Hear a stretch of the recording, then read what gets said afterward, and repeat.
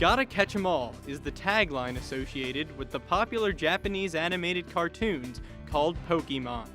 And from the video games to the card games to the countless amounts of merchandise, fans of the cartoons have been trying to catch 'em all for over 10 years. In fact, there's even more to catch, as the count of Pokemon is up to 659. But to many people, the only real Pokemon are those included in the 151 original Pokemon drawings.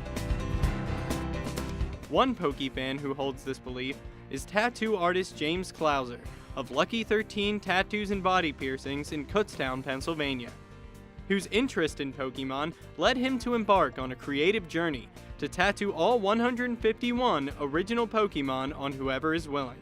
The idea sparked from a slightly embarrassing incident. Well, basically the idea for the Pokemon came originally from a client of mine. She wanted a Tribal Phoenix done. Unfortunately, I don't do Tribal. So I ended up drawing her a nice custom Phoenix. When I drew the custom Phoenix, put it online, had a friend, unfortunately, make a sarcastic comment about how it looked like a Pokemon. She's seen this and decided she didn't want a guy who draws Pokemon to give her a tattoo. So for her appointment, we canceled it, and I sent a Facebook message out to all my friends saying, if you want a Pokemon tattoo, come in. And I had like 5-6 people show up the first day, and we got the bright idea, why not try to do all 151? And it's pretty much been history since then. I mean, $10 a person, and it's blowing up pretty much. As part of the idea, each of the 151 can only be tattooed once, first come, first catch basis, with some Pokemon being more popular choices than others. Out of every single Pokemon, we have a lot of people that come in wanting Snorlax, which was actually the first one that we did that was done on our piercer. And we probably get about 2 to 3 people in a day that actually ask for it. Amongst other ones, it seems like all of our employees that actually work here have the most sought after Pokemon. I myself have Magikarp, our apprentice has Squirtle, and our piercer has Snorlax. And out of 151, those 3 are the most common ones that people usually ask for. So pretty much those 3 that we got, unfortunately the first ones to go. Although this offer has been a fun experience for James, it hasn't gone without some challenges along the way. The most difficult thing about this whole Pokemon process is scheduling people for them. Having to cross them off after doing them. Sometimes we forget to cross them off.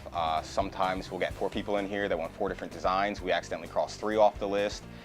And so then we'll accidentally do one day, and then we'll have somebody come back that says, oh, you told me I can get this Pokemon. Oh, unfortunately, we forgot. You know, we accidentally crossed it off. We left it open.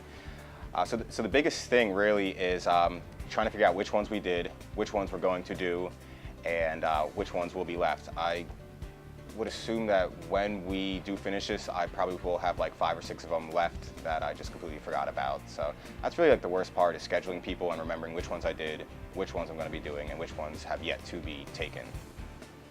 Those participants of this deal have varying reasons of how they heard about it, as well as why they chose the Pokemon that they did. Well, I first heard about the Pokemon tattoo offer from my roommate. He gave me a call one night and told me about it. And my initial reaction, it should have been, that is a crazy idea, but to me, it was the best idea I've ever heard in my life. So I decided right then and there that I was getting a Pokemon tattoo. I initially wanted Blastoise, but when I found out that was taken, I went to my second choice, which was Nidoking, which is my personally favorite Pokemon. When I was growing up and playing the Pokemon game, I would always pick Nidoking because I thought he was so cool, he was so strong, and just, so I knew that if I couldn't pick Blastoise, Nidoking was a definite choice for me. I chose Poliwag because I think he's adorable, and yeah, that's pretty much it. With nearly every Pokemon tattooed, James is excited for the advertising opportunities that have been presented to him, as well as the worldwide reputation that this has been building for him. I honestly thought it would take me 6 months to finish. I thought that starting it, I might do maybe 1 to 3 of them a week. I get 10 to 20 people walking in a day, you know, asking for them. I got people all online talking about it.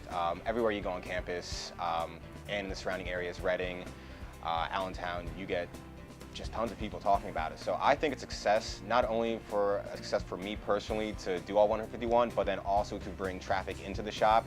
You know, in the past, I've done tattoos that have reached London, that have reached South America, that have reached you know, California. Got people coming from all over for tattoos, but this is the first time where I've pretty much been hearing feedback from people all across the world about it.